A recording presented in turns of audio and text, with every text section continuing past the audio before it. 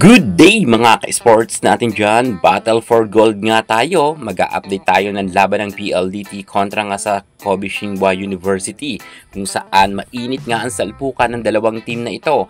Ang PLDT ay isa sa mga malakas na team pagdating nga ngayon conference. Pero syempre, ang Kobe Shinhwa University ay hindi rin magpapadaig. Tulad nga ng sabi ko, hindi yan dito nagdayo para lang magpatalo. Kung saan sure win na nga na mayroon silang silver medal. At syempre, sila kaya ang mag-champion ngayong gabi. PLDT, mainit nga ang kanilang mga pasabog pero ayaw magpahuli ng Kobe Shinhwa University. Sa first set nga nilang laban sa second technical timeout ay gayon pa rin. Nangunguna pa rin ang Kobe Shinhwa. Mukha talagang hindi sila nagpapaawat at nahuhuli nga nila ang PLDT, kung saan nagkaka-error pa nga ang PLDT dito. Lamang nga ng 3 puntos na ang Kobe Shinhwa.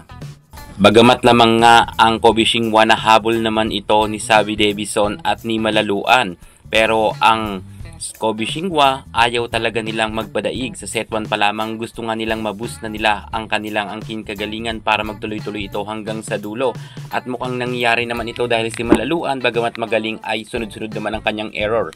Kahit si Sabi Davison ay nagkaka-error rin sa kanyang services.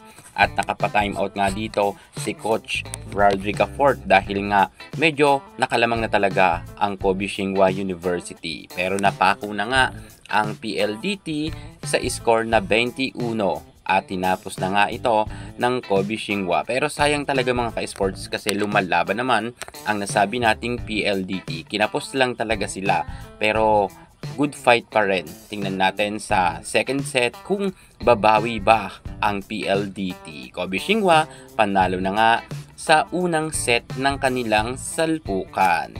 Bagamat mayroon pa tayong mga susunod na laban, titingnan natin kung papalag ba ang PLDT.